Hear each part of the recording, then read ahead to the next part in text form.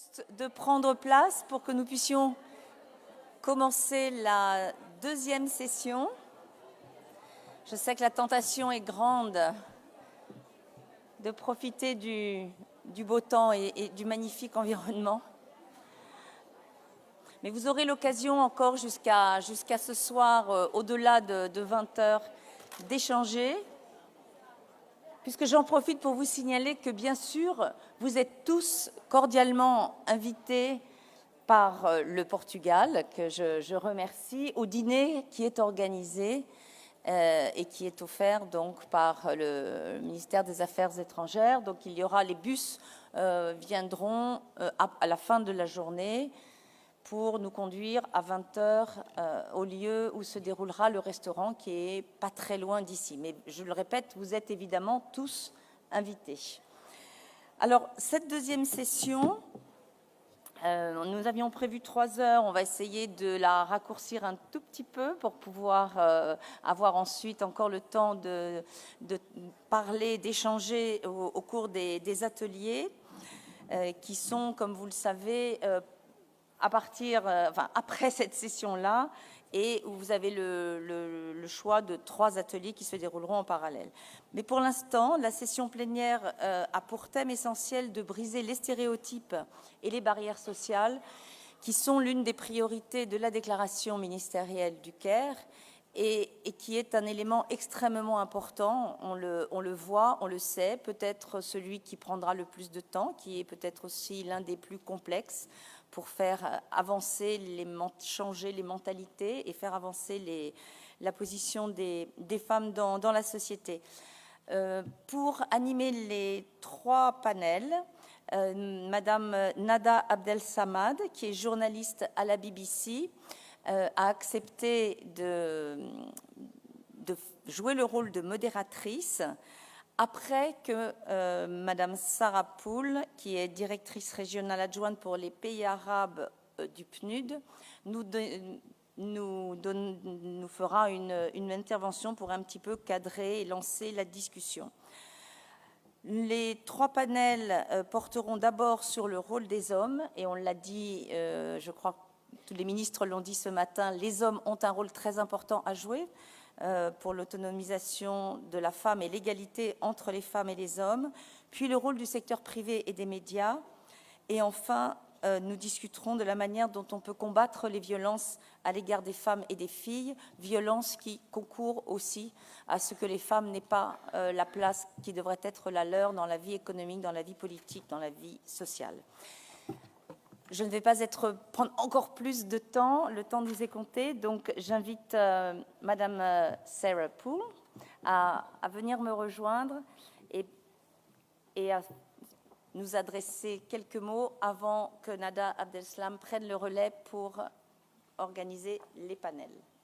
Donc Madame Sarah Poole, thank you very much for being here with us. Thank you for the invitation.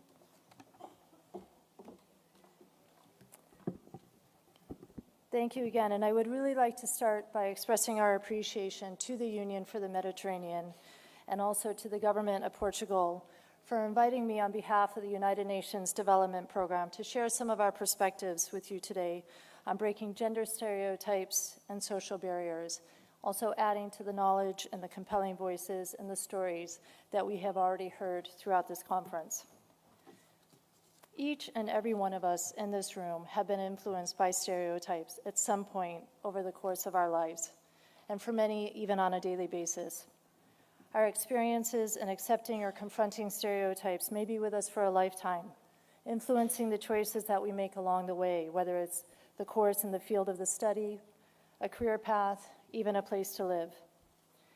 And the impact of stereotypes and how others perceive us is compounded even more when it relates not only to one part of our being, to who we are, say our gender, but also to the intersectionality of who we are as a whole, where we are from, our gender identity, our age, whether we are young, midlife, elderly, our abilities or our disabilities, the color of our skin, our ethnicity, our religion, and so many other factors.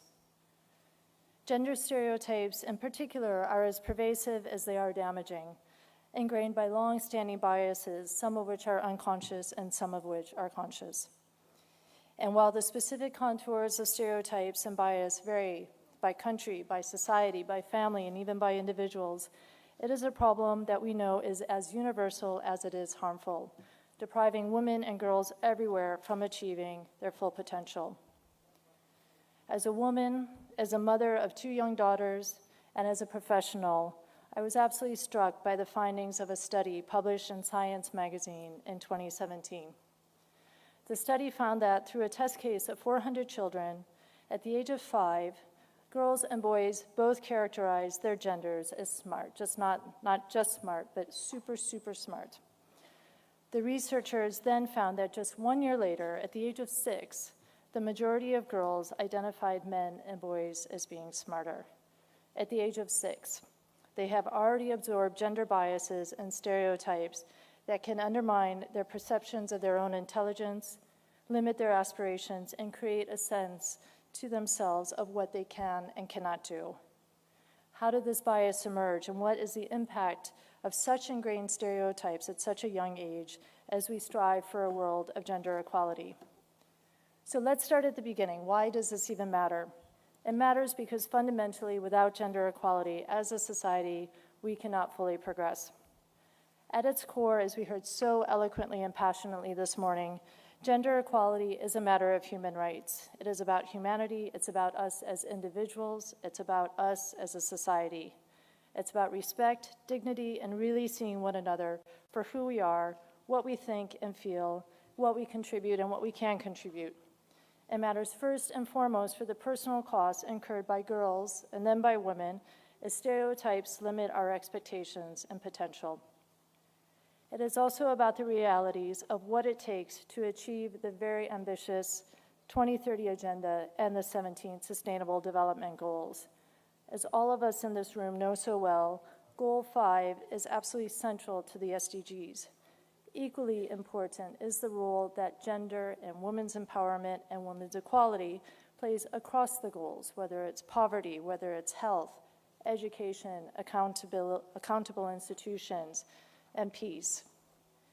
This gives us a collective responsibility from all sectors to keep gender equality and women's empowerment at the center of development agendas, debates, plans, policies, partnerships, and budget in every level, central and local and global. Let me share with you a few statistics which are global, but which resonate with the countries and in the countries in the Mediterranean.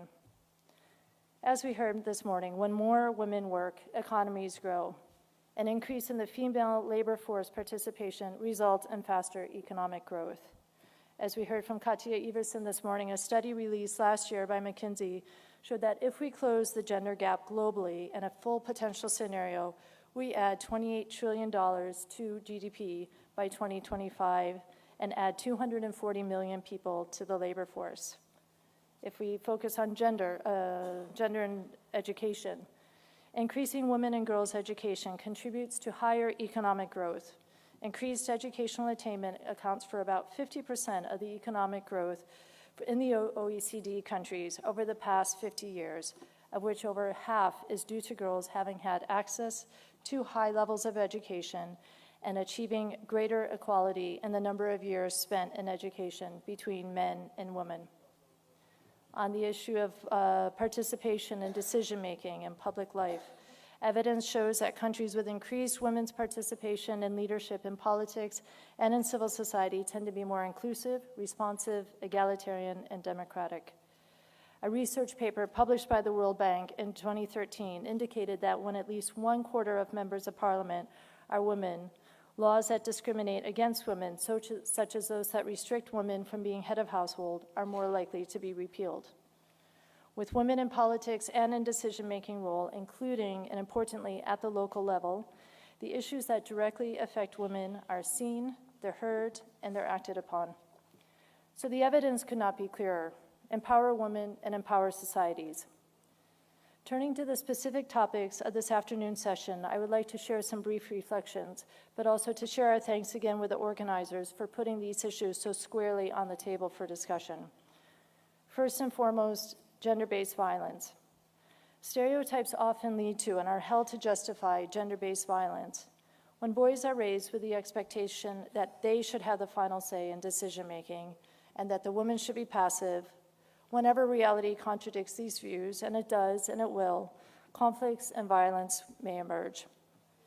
Globally, it is estimated that 35% of women worldwide have experienced either physical and/or sexual violence at some point in their lives. For some countries, national studies show even a higher number, that up to 70% of women have experienced physical and/or sexual violence from an intimate partner in their lifetime. And last week's award of the Nobel Peace Prize to Nadia Murad of Iraq and Denis Mukwege of the Democratic Republic of Congo bears witness to how gender-based violence escalates during and after conflict and is often used as a weapon of war. I would also like to reiterate Ms. Schmidt's comments this morning on the importance of the EU UN Spotlight Initiative and its focus on eliminating violence against women. Both women and men also have a tremendously important role to play in breaking gender stereotypes in both the private sector and the media. Globally, although young women and men entering the labor force today have nearly the same level of educational qualifications, they often do not face equal opportunities in the world of work, including a persistent reality that women continue to earn significantly less than men and face realities and the burden of unpaid work. In the top 500 companies in the US, women hold only 5% of CEO positions and take under 20% of board seats, working again against evidence that women in business is good for business. As we know, and as we have heard, the media also has a tremendously important role to play in perpetuating or changing stereotypes. Images and stories in the media can deeply influence public opinion and establish societal norms. As one example, currently in news media worldwide, women are reduced to less than one quarter of all people seen, heard, or read about, according to the latest Global Media Monitoring Report. In films, women have a third of all speaking roles. These slights further reinforce perceptions of women as secondary. They're in the background with marginal roles and voices. And yet, as we've witnessed over this past year, the media can also be a vital instrument in raising awareness, countering stigma and misinformation. As recently demonstrated by the Me Too campaign, social media especially can be a powerful voice to change societal misconceptions and advocate for gender rights and equality. And a discussion on gender stereotypes would be really incomplete without addressing the role of men and boys. Gender equality is about transforming unequal power relationships between men and women. It requires men to question power dynamics in everything they do and to change the way they communicate and relate at a personal, interpersonal, and societal level, and to take responsibility for change. Men need to be engaged as gender advocates and allies who can transform social norms, behaviors, and gender stereotypes that perpetuate discrimination and inequality. Finally, let me share with you some reflections and examples of what might serve to break stereotypes. First, allocating adequate resources for programs targeting the elimination of gender stereotypes, for example, through advocacy and awareness-raising campaigns. In Egypt, as an example, UNDP has teamed up with the National Council for Women to conceive and launch an innovative campaign which asks the country to rethink perceptions. The campaign was focused on the letter ta marbuta, which is added to a word in Arabic to designate it as feminine. And the campaign's main message is that ta marbuta, being a woman, is not a source of weakness, nor is it an obstacle, but rather it's a source of strength and possibilities. Secondly, it is critical to put in place laws that change the perception of what masculinity means and what is permissible and what is not, including sexual harassment at the workplace and gender-based violence. Together with so many of our partners, we have intensified efforts to end violence against women and girls by supporting legislation, promoting health and education policies that help prevent violence, working with national and local institutions, judges and prosecutors, and providing survivors with essential services. Third, temporary special measures such as quotas in parliaments and political parties so that women can overcome barriers to representation and participation in political decision-making. We've worked with a number of partners, including many of you here today, to raise the presence and impact of women in parliaments by supporting gender quotas and women's caucuses, and also, importantly, offering mentoring and networking opportunities. And fourth, innovation. We know and we see that the Mediterranean region is young and it is dynamic, and there are new ideas that challenge and break stereotypes everywhere. In Jordan, for example, we are partnering with the Silicon Valley tech giant Reactor Hub to bring a carefully tailored and groundbreaking coding school to the country, which I recently had the privilege to visit. Reboot Camp, or RBK, is a beacon for integrated gender equality measures and innovative solutions. The RBK initiative acknowledges skills that are usually stereotyped as feminine, such as self-awareness, emotion, autonomous learning. Its curriculum changes the narrative of these soft skills and places them at the center of training for the entire cohort of students. Female course participants have expressed how this component of the course has provided a pivotal change in their levels of self-confidence. 96% of course graduates are gainfully employed within 6 months of graduation. In Libya, with the generous support from and in partnership with the European Union, UNDP facilitated the creation of the country's first entrepreneurship hub that provides a space for female innovators. Through this hub, a young innovator named Fatima was supported to launch an application that links homemade meals cooked by women in their own kitchen to customers. As a rare female technology founder, she is overcoming the gender stereotype of women in sciences while also providing economic opportunities to her partners. In Egypt, together with the UK Behavioral Insights team and the National Council for Women, we're exploring how to encourage more survivors of gender-based violence to take advantages of the services offered by the NCW. Statistics on the impact of gender-based violence on economic performance demonstrates that gender-based violence is not exclusive to women, but it concerns societies at large. We are also promoting the reduction of gender gaps at the workplace through the UNDP Gender Equality Seal certification program for private and public enterprises. The certification helps small and large companies and organizations to create work environments where the contributions of men and women are equally valued through concrete actions. And through our youth leadership program across the Arab states, we are working with young men and young women to build the skills, competencies, and networks that enable them to identify and create an innovative solution for a problem that they have identified affecting their community. During the recent high-level General Assembly in New York, we had the privilege to host one such woman in a gallery walk for innovative solutions for the SDGs, a university student from Tunisia named Selma, who with her fellow students is creating an app called SafeNess to fight against sexual harassment. Tomorrow, we are thrilled to partner with the Behavioral Insights team to co-host a side event on behavioral insights, what they mean and how they can be used to address the challenges to women's economic empowerment, leading towards the path to success for women and young entrepreneurs. We will be hearing directly from the Youth Leadership Program alumni about their experiences with gender bias and how behaviors insights can be used to overcome this. These examples represent just a sampling of the so many important contributions that are underway in the countries across the globe, and in particular in the Mediterranean region, to really break the stereotypes and overcome barriers to the potential of girls and women. While we know that the challenges ahead are vast, so are the opportunities for meaningful change through role models, through resources, innovation, collaboration, transformation, and inclusion that can bring about the gender equality that we need and deserve as individuals and as a global community. Thank you.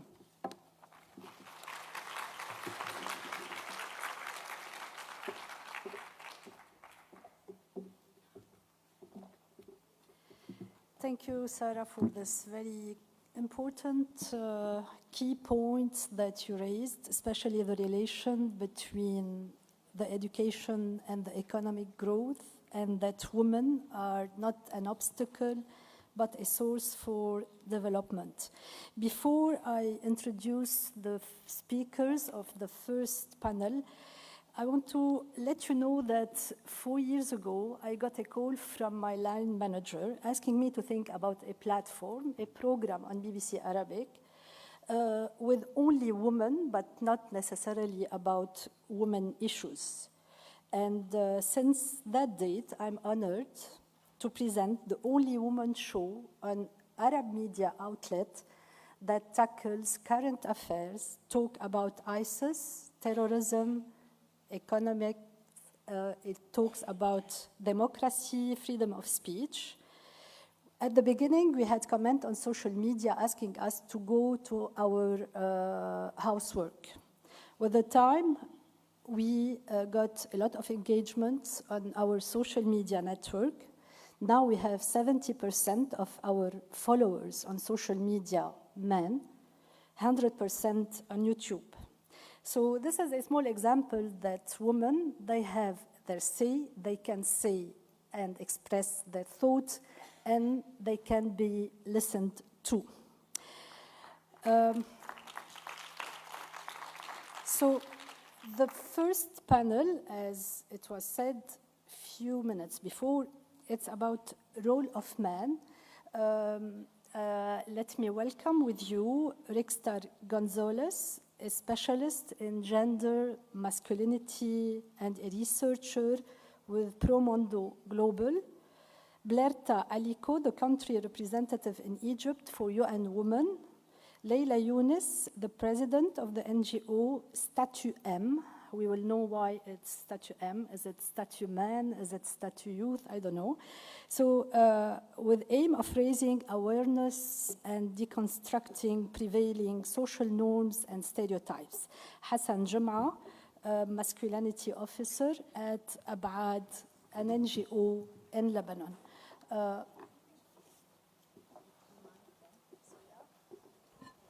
Welcome. The role of man, I think, is very crucial when we talk about social barriers and shifting stereotypes.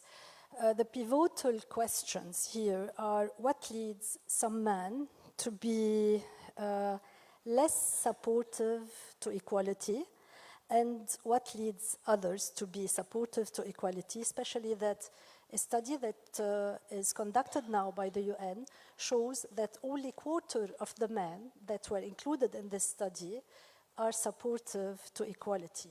So I will start with you, Blerta Aliko. You are, as we said, the country representative in Egypt for UN Women, because you are carrying a research that will be concluded in the coming few months about masculinity and the role of men. Well, thank you very much. Thank you. I'm very honored to be in this panel, and also very fortunate to be speaking after Sarah, who basically also summed up and detailed the line that I was going to also advocate here in this fora. Indeed, the images, which is the International Men Gender Equality Survey, it was one of the most innovative, I believe, and important researches to take in the region, focusing particularly in 4 countries: Egypt, Palestine, Morocco, and Lebanon. Even those countries are very diverse. And those countries indeed are very diverse. It was a fantastic partnership with Promundo, as well as, more importantly, with the national counterparts from the National Council for Women in Egypt, Ministry of Women in Lebanon, and in Palestine, and also the national counterpart in Morocco. In addition, it showed a partnership with the local researchers from the Cairo University to the Abad that I have the honor to be in this panel. What does the research told us in those countries with a diverse, gender, characteristics, cultural, etc. So it reviewed about 10,000 people, men and women between the age of 18 to 59. And the key findings of the research were the following. The first one is there is a high rate of violence, which still is prevalent in the region. The violence being it emotional violence or being intra-partner violence, domestic violence. This is both recognized by men and by women. Secondly, which is very concerning in my opinion, is that there is very high tolerance for violence, meaning that when you interview a young girl that is 18 years old, another woman that is 35, and a man also in the same age brackets, they have a high tolerance for the violence, women for the reasons that keeping the family together, while the man under the excuse that indeed this is part of exercising authority at the household. There is also another concern that came in the study, which shows the big, what we call it, societal flux. What's happening is that when you ask the men in those 4 countries about their perceptions toward gender equality, it seems like that perception actually is more regressive than that of their parents that has too few generations before. And when you ask women exactly in the same context, the women have actually more progressive view towards the gender equality. So what does this tell us? It tells us that we have a huge gender gap that is widening, and then that you have the regressive views of the young men that are dominating in the societies. And this is concerning, especially with the youth bulge that is coming. You said, what are some of the examples that can be, promoted, and what are some of the positive spins and the role models that we need to follow on that. And, the ones that were more progressive and the ones that were more perceiving gender equality at the household level or at the societal level were the ones that had role models, positive role models at the household. For example, a young man who had seen the father exercising core duties and sharing the care responsibilities with their wives, where have seen them taking care of their upbringing, then they are more equitable in views and in behavioral compared to the others ones which did not have those models. But there is other specific background for those who are in favor of the equality between men and women? I wouldn't call it background. I wouldn't call it background, but indeed there is a trend when it comes to what we call it the life cycle of violence. So for those young men and young women who have faced violence in their early childhood age, being it at school as a punishment for redressing action, or being it at home again as a punishment for actually making you better, they have a tendency to reproduce violence. This is called the life cycle of violence. Also, there is the issue of socialization of gender equality. There is expectations in the society that we have reviewed where man has to be exercising the functions and the duties that are given with his manhood. He's the one to be the breadwinner for the house. He's the one to support and to take the moral responsibility for misbehavior and support the sister or the honor of the family. And this is not a man's issue. This is also shared, the same understanding is also shared by women in the same settings. So I think that there is a lot of pressure that is put, and then what are some of the actions that we need to work together at the individual level, at the community level, at the policy level for addressing. For example, stereotyping in the education system. This is fundamentally something that we need to work very strongly from the early childhood development stage. Second, Berta, I hope you had the full time to talk about the study, but let's talk more when you have more questions from the public, if you don't mind. But you said you had a 1-minute video that will be... I would like to show the 1-minute video because there were 3 things that we took action after the study. If it's not prepared, maybe later on. Those 3 things that I can highlight as actions because the study is like more than a year that was done. The first one is a big campaign that we started in Egypt and then it got in the whole region, which is Because I'm a Man, and actually promoting the role of a man as a promoter of gender equality. And that video and that campaign has attracted more than 7 million as we speak now in the Egypt alone. Then secondly has been community programs that we are supporting youth organizations and the organizations to actually socialize the gender equality concept. And I see the video is there, so maybe I give the opportunity. لأني راجل بخرج براحتي، لأني راجل بعمل اللي أنا عايزه، لأني راجل بخاف عليها من الشارع، خليها قاعدة في البيت طبعا. شغل البيت مسؤولية الست، هي طول النهار قاعدة. الراجل يتعب في شغله، وهي اللي هيشغلها، هي تربي العيال. أنا بجيب فلوس لأني الراجل. أنا بربي الواد كده عشان يطلع لأبوه، لأن أبوه راجل. مفيش بنت تلعب رياضة، أنا أهلي ربوني على كده. لأني راجل قررت أكسر الدايرة دي.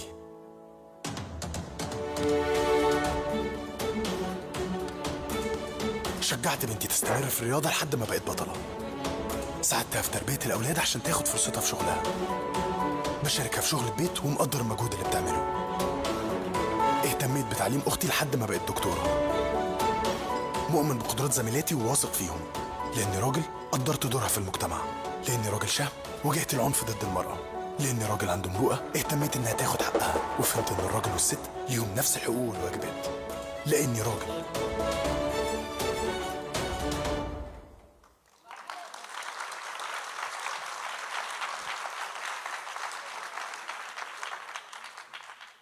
Thank you very much. This is a self-taken decision.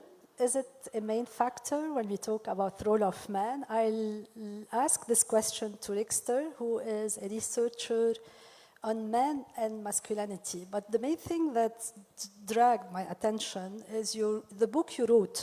I don't read Spanish or Portuguese, but I read the summary. You said, in theory, some men are in favor of equality between man and woman. From what is said previously, what do you think the factors that lead men to be supportive to women's rights? It's a good question. I want to say first, thank you to the organization, to the UFM, but I have to say thank you to my wife, because I have 2 little kids, and I can stay here because my wife is taking care of my kids. So, thank you, Paloma. But do you usually take care of them? Do you usually take care of them? Do you stay at home with them when your wife has something It's a political negotiation, feminist negotiation at home. You know? Yes, yes. And I think that it's important to make the things that happen at home something politic too. So. But this question is better to be answered by Paloma. No? Okay. Okay. Next time. And I want to, first of all, I would like to make a small tribute to the great José Saramago, the Portuguese fabulous writer who was among the first to admit that the problem of violence against women, which he himself had lived at home, was not a problem of women, but it's a problem of men. And he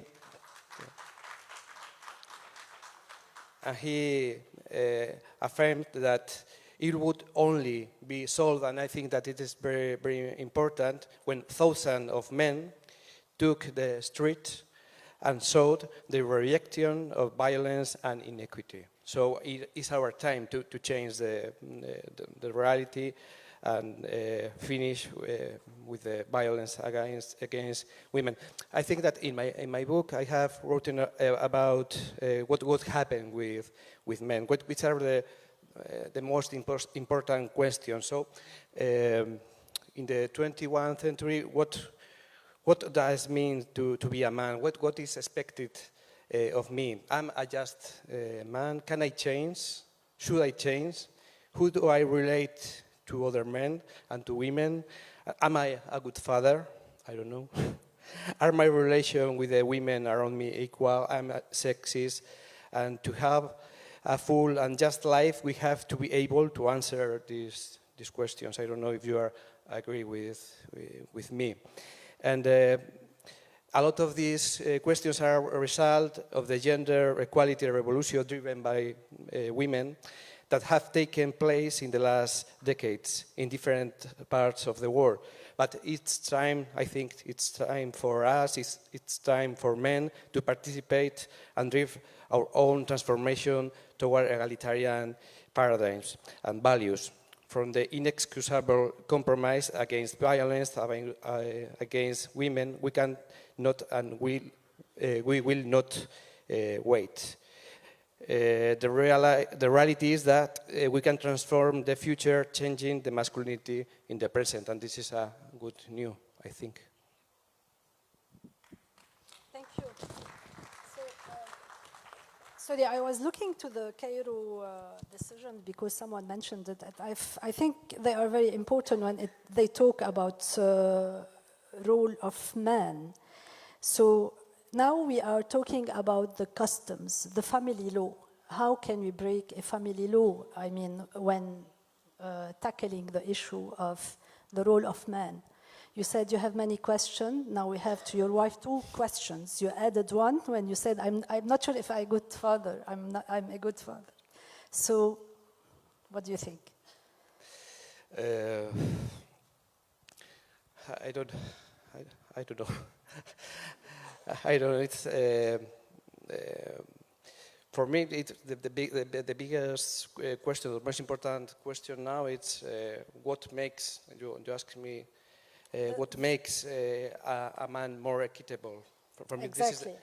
I have my experience, and I think that care and experience the vulnerability and make the vulnerability something public, there are the 2 most important keys. I think that we have to care, to take care.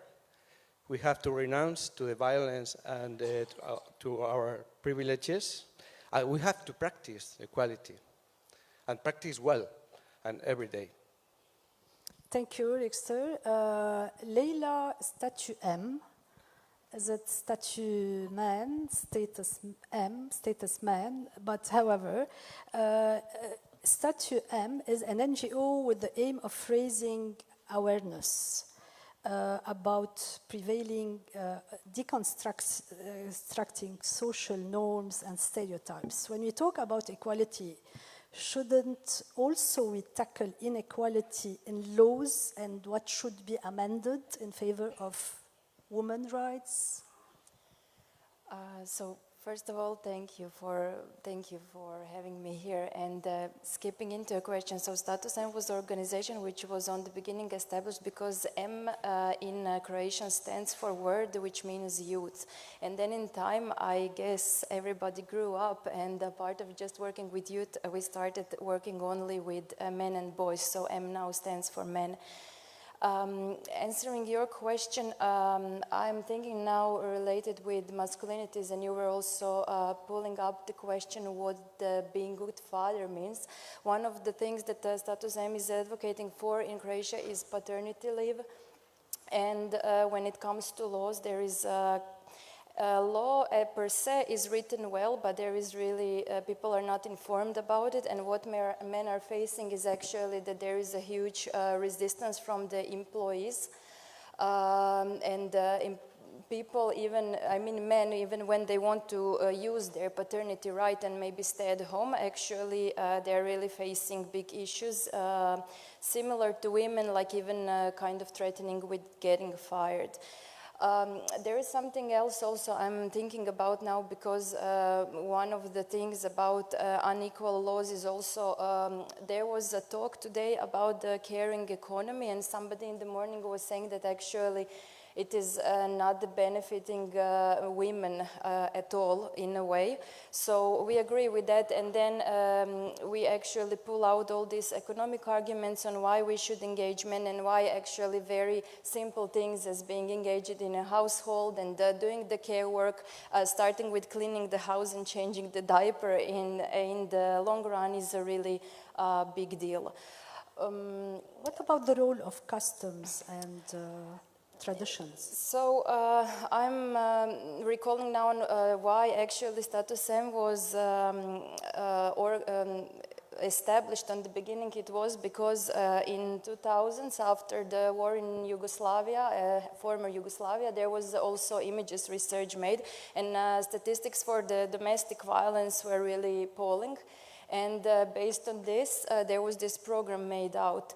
You mean there is a relation between the war and the violence? Yes, of course, because should we talk about harmful masculinities and what being a man means, and I think it is similar in any region. So I am also thinking about one of our biggest campaigns is actually Be a Man, because Be a Man in the Balkan, it usually goes be a man, don't cry, don't show emotions, kick back, sometimes hit back a woman and things like those.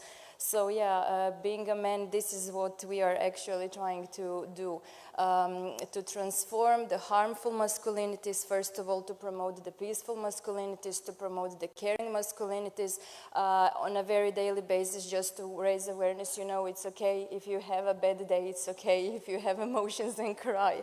So yeah, to leave more time. Yeah, thank you, Leila. It's very important because in the next session also we are going to talk about the relation between conflict and the increase of violence. Hassan Jum'a, you are the masculinity officer at Abad. Let me tell you that Abad is one of the most successful NGOs in Lebanon. It's also led by a young woman and a very active one. But you are engaged in training to increase awareness also about masculinity, dismantling the traditional about female and male, the perception on gender, etc. What can you tell us about this experience? Okay, first of all, I would like to thank UFM and thank you for the opportunity of being here. So, being a person who's giving trainings and training of trainers, so we raise awareness not just with community members, but also we give trainings and training of trainers to national and international organizations in Lebanon, tackling the masculinities and the engagement of men and boys. The trainees are women and men? The trainees are women and men, so we usually train both.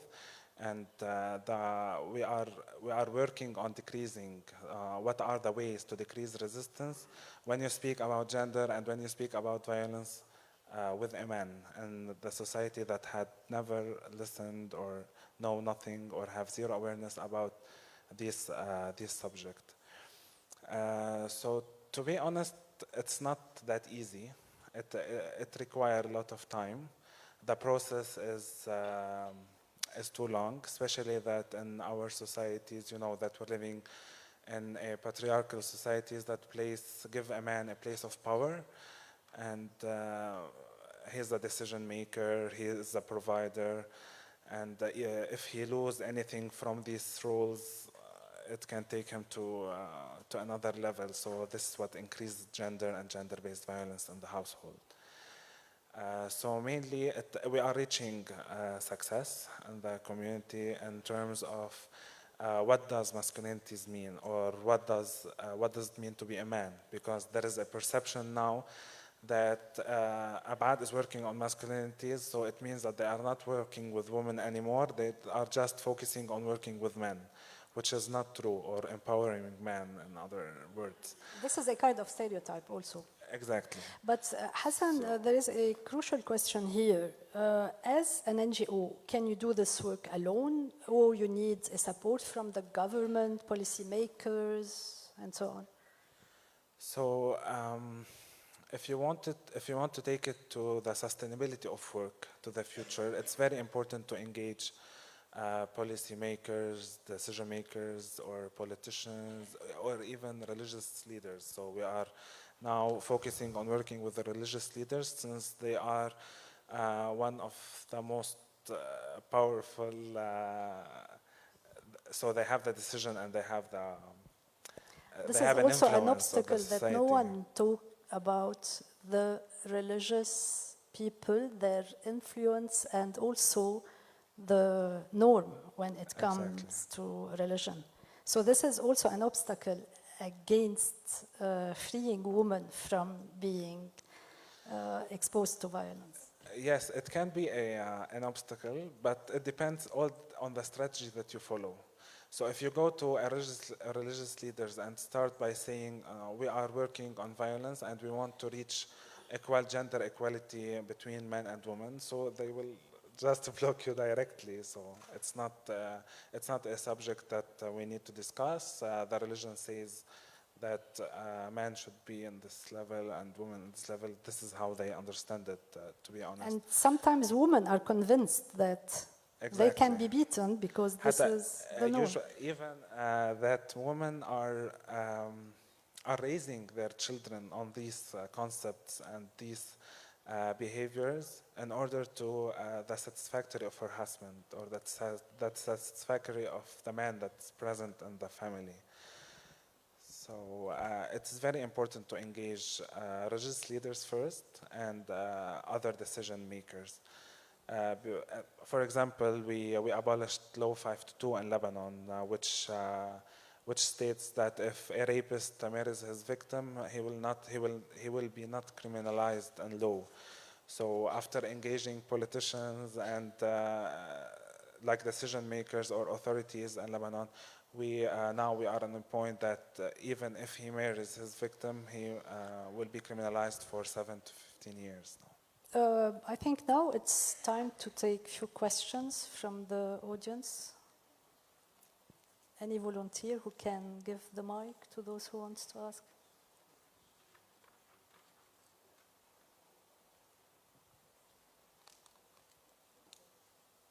Okay. Actually, in the matter of stereotypes. Sorry, can you introduce yourself? Yes, this quickly, is Rhea please? Baboon, first woman mayor of Bethlehem, Palestine. The issue of gender inequality. Can we think, how do we perceive the concept of power differently? I believe that for men, power is authority. In many other instances, power is capacity.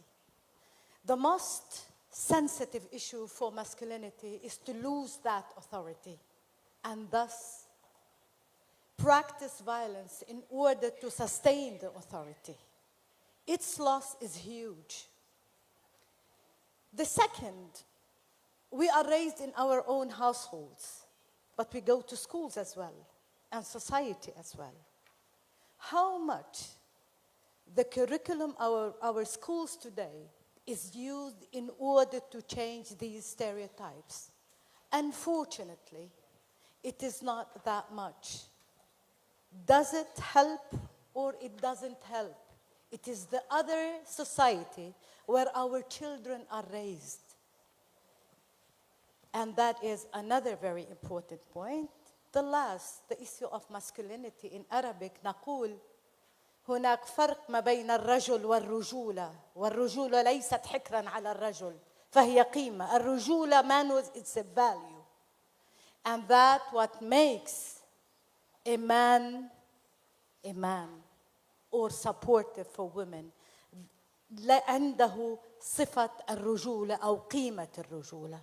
Can we raise our men to own this positive concept of manhood despite of the stereotypes that we have? Thank you. If you don't mind, we can have more questions and then we take answers.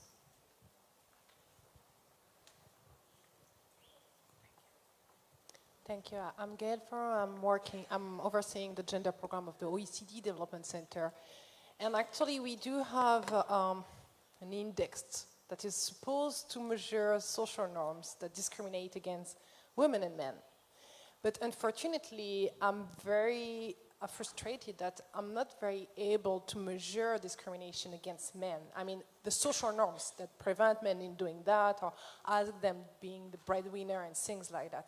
So in your work, I was just wondering whether you have developed any measurement impact, any ways you have to measure what is toxic masculinities and how they can evolve, either, as our Palestinian colleague said, through generation or just over time within the same generation. So the real question is, how can we measure this kind of discrimination against men, these stereotypes against men, these toxic masculinities? Thank you.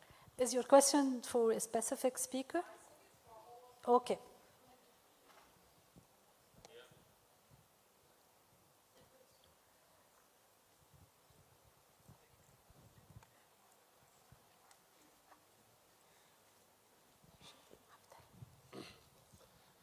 بسام الخطيب Deputy Minister of Women's Affairs Palestine.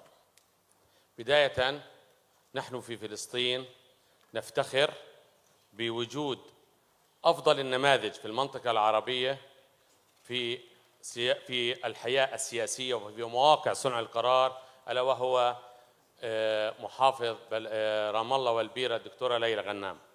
هذا النموذج الذي أدعو كل نساء العالم أن يكون قدوة لهن وأن يحذون حذوها لما تقدمه لمجتمعها بشكل عام وللنساء في فلسطين بشكل خاص. معلش اسمح لي اقاطعك، ثانياً. اذا ما عندك مانع اذا فينا نبقى بسياق النقاش هون. ثانيا خلصت. أوكي. نعم لا في الموضوع بس هذه تفضل. هذا أنا أتحدث ذلك ما نبعد عن الموضوع. أوكي. بخصوص كسر الحواجز وتغيير النظرة النمطية، هو موضوع مهم جدا وهو في صلب الموضوع. بالتالي أنا أرى أن العمل مع الرجال هو من أهم المواضيع التي تساعد في كسر هذه الأنماط وهذه الحواجز. الرجال المعنفين، ويجب لأن للأسف معظم الندوات ورفع الوعي واللقاءات تكون بوجود نساء فقط، خاصة إذا تحدثنا عن العنف. طب من هو المعنف؟ ليس هذا هو حال هذا المؤتمر. نعم. مش حال هالمؤتمر بما نعم. أنك تتحدث كرجل. نعم. فمن هو المعنف؟ هو الرجل. إذن يجب أن يكون موجود، وخاصة المعنف. اثنين، العمل مع رجال الدين. رجال الدين مؤثرين في المجتمعات العربية، خاصة في المجتمعات المحافظة، ولهم قول وتأثير. الإعلام، ومن أجل ذلك في فلسطين تم تأسيس الشبكة الإعلامية الحساسة للنوع الاجتماعي. من أجل العمل مع الرجال، كل رجل له طاقة كامنة سلبية وإيجابية، يجب أن نغلق الطاقة السلبية ونخرج الإيجابية لما لها من تأثير إيجابي للعمل واحترام وتمكين المرأة. تم إطلاق من أجل ذلك حملة من بيت لبيت from door to door. هاي الحملة الهدف منها الدخول لكل بيت في فلسطين والتعرف على العنف وإيصال شكراً. الرسالة لكل النساء. شكرا. معلي لو تسمح لي بس حتى نترك مجال لغير أسئلة. معلش اسمح لي بس نترك مجال لغير أسئلة. Just one more question. Oui, deux petites remarques. Alors bonjour tout le monde, Zora Sadik, Fédération des Ligues des droits des femmes, région Marrakech-Safi, Maroc. Donc j'aimerais juste rebondir par rapport à la première intervention de M. González par rapport aux violences. Et la violence, c'est une question d'hommes. Moi, je dirais que la violence, c'est une question sociétale qui concerne les hommes et les femmes.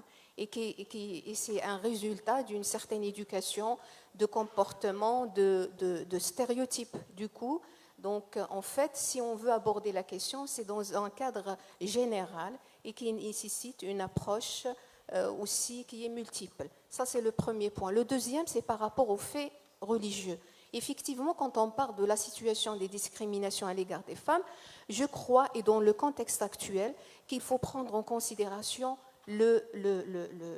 la religion qui, dans plusieurs situations, en fait, il légitime un petit peu les différentes formes de discrimination à l'égard des femmes, sous prétexte d'une certaine interprétation de la religion, et notamment dans nos pays arabes. Donc l'idée, c'est qu'il faut aussi travailler sur ce point-là de manière à avoir une vue générale sur les questions des violences faites aux femmes. Et merci.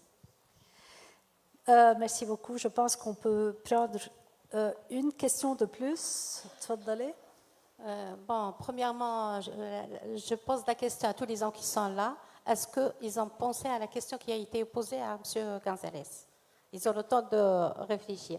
Et je pose la deuxième question, c'est pour l'association qui travaille sur le genre et la formation.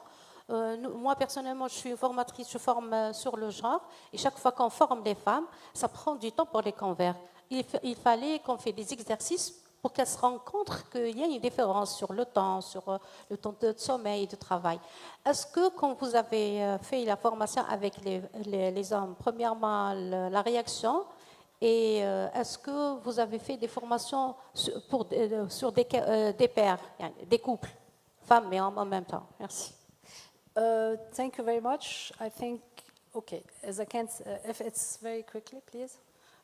Houdeh Hawemi, je suis avocate tunisienne et je suis là avec Sciences Po, le programme Femmes d'avenir en Méditerranée.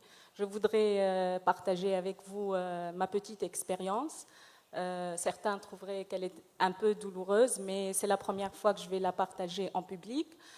J'ai vécu la violence conjugale physique et morale et je m'en suis sortie heureusement et je suis là la preuve. Et pourtant, j'ai fait mon mémoire de master sur la discrimination contre les femmes et la violence contre les femmes. Et pourtant, quand on est dedans, on ne s'en sort pas. Ce n'est pas évident d'en sortir. Il y a la pression familiale, la pression culturelle, arabo-musulmane, arabe, patriarcale, et je suppose que ça se passe partout dans le monde. L'homme, il fait l'homme partout. Et en fait, pour rejoindre la remarque, je pense, de M. Jema, qui a dit, en fait, c'est la mère qui éduque l'enfant, le fils, le garçon. Et la première fois, je n'ai pas pu en parler. Et la seconde fois, j'en ai parlé à sa maman. Et elle m'a dit, tu as accepté la première fois, maintenant tu assumes. Donc après, bon, je m'en suis sortie 3 ans après. Mes parents ont décidé finalement de me dire qu'il était assez. Et donc, en fait, c'est la maman qui éduque mal le fils pour qu'il agisse ainsi, quelque part. Est-ce que la loi était avec vous ou bien contre vous? La loi, elle est là, mais l'application, en fait, de la loi, elle est pas vraiment évidente. En fait, j'ai eu affaire à 2 juges, 2 magistrats, et pourtant, je n'ai pas senti l'appui de ces 2 magistrats femmes. Maintenant, la loi a changé. Quand on porte plainte et même quand on se désiste, la loi est avec la femme. Il y a des poursuites contre l'homme, quelle que soit la décision de la femme. Merci. Merci pour votre courage de vouloir partager cette expérience. We have few minutes left. If you can start by answering some questions. I think the masculinity is power. What do you think about that? Well, I think that yes. Okay. There is a question. I mean, the women's rights, as we said, is human rights, but we see all over the world that is about sharing power. The equality is about sharing power. So indeed, it's an issue of power. I also would say that it's an issue of the gender roles, is what you are raised with and what the society expects you to do as the gender role, the stereotyping that we cultivate in the society through the family, through school, through work, through in every aspects of our life. However, it is possible to get out of it, and I would like to say that the importance of a context. Unfortunately, you know the Syrian context where you have a lot of refugees, and what the study told us in Lebanon was that this man, the woman actually could work. Thanks to her skills, she was baking and cooking and everything, and she opened a little workshop where she could basically be the breadwinner for the family. He was laughed at, he was fighting with himself, he was depressed because he was not able to do his manhood function. However, he was also judged by the surroundings. However, he came to understand that in this context, then he had to take on charge of care duties and take care of the children and let the women be the breadwinner, financially speaking. The same case you had in Palestine, where you had in the West Bank a gentleman who was put in prison for 20-something years.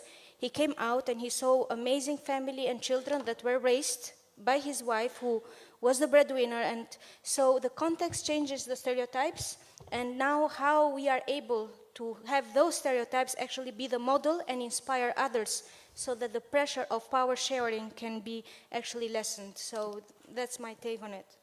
Thank you. Leila, would you please answer the question about social norms, because it's very important and you tackled this issue also. So yeah, there were actually a few questions which were on the same line. So about the social norms, as well as I think something about education. And whether men are discriminated and how we measure this. It's a big question, but so yeah, where to start actually? The one about the social norms, yes, both men and women are perpetuating the norms we live in. why we do what we do, because you were also asking whether we can cooperate with others. Of course, we must cooperate with others, with men, women, and everybody in whichever sense they define themselves, as well as with the structures of the societies we live in. When it comes to curriculum, I understand the question was maybe going to my colleague from the MENA region, but I can tell you about example from Croatia. So we are introducing the civic education now, where we can talk openly about the gender norms and stereotypes, but we as well live in a society with a lot of neoconservative backclashes. So even we have beautiful curriculum which is ready to be implemented, we are really not allowed to implement it. So even I would say it's more complicated than that. So entering the proper school system, it's a long run. Whether it will happen in our work time, I don't know, but we hope once it will. I would just relate, because you were asking about how men are being discriminated. I don't know whether it's the thing of wording, but I think that when we work in what we do, we don't really talk about the men being discriminated. What we claim is that we live in society which puts social norms and expectations, and that we have to deconstruct both the norms and expectations for women and for men. And this is like when we talk that women are being discriminated, but men are being in power positions, maybe straight away. So how do we measure the change? Yeah, we do try to measure the change of attitudes, but that it is complicated from scientific point of view and social point of view, it really is. Thank you, Leila. Yeah, maybe You my were, colleagues you were can- asked a direct question about your training. Okay, so first of all, I have a remark.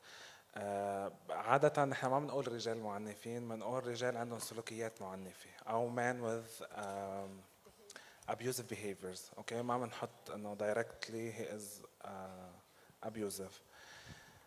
Second, regarding religious leaders. So you ask about religious leaders and what is the reaction when we go and speak about these topics. So it's not about just going for one time and sitting with them and speaking about these topics directly. So there's many strategies that we use. Either we start with campaigns like how to end violence against women. This is a very broad topic. And then during the meetings, we start maybe by strategy of stress and anger management. And after getting what are the stressors, how you are dealing with these stressors, and how you are dealing with this anger, we are digging directly into violence and gender without them speaking these two terms. So we do this usually to break the resistance of the terms of violence and gender, and then taking into consideration that there is real life evidences of cases that are taking place, and by seeing what's happening, so they are being cooperative. And also, you ask about fathers or couples. So in Abad, we have the Men's Center, which is a center that provides individualized psychotherapy sessions for men who have abusive behaviors, or men that lost one of the main roles in the society, which is to be a provider or to be a protector.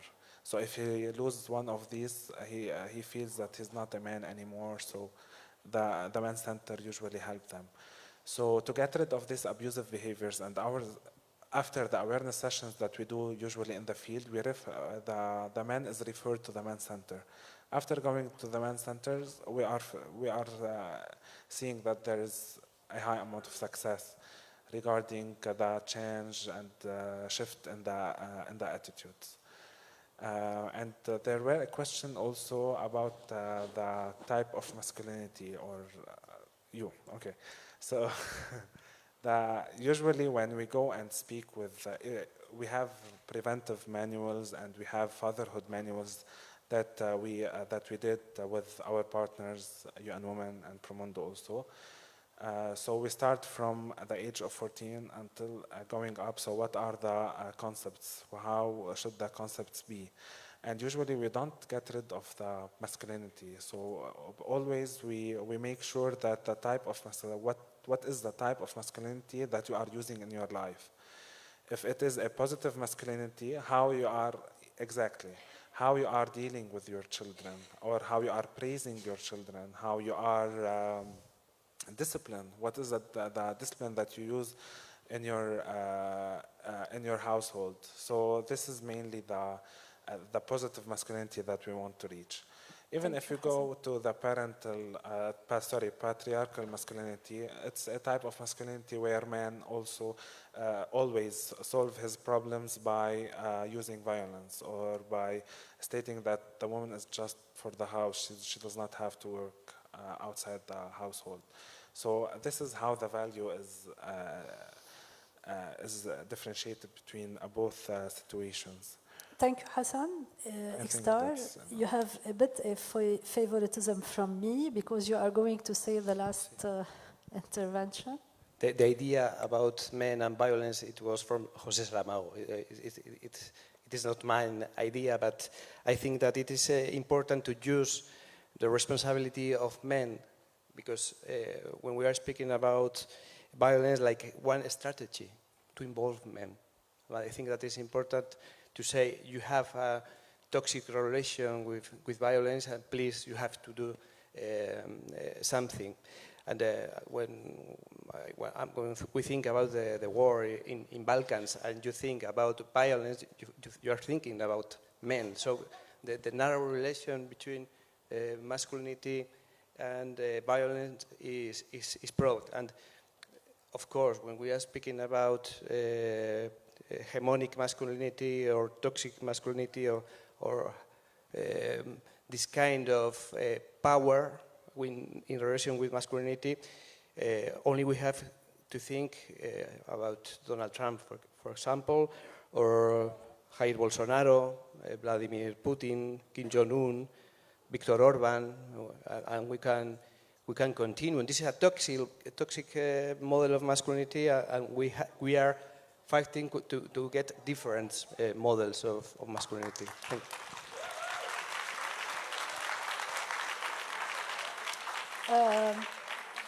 I want to thank you all for your powerful intervention on masculinity and feminism. Thank you very much, and sorry for those who wanted to ask questions. You will have a lot of time in the next couple of sessions. So thank you very much. I will now ask the speakers of the next panel, which will discuss the role of private sector and media. In this panel, we have also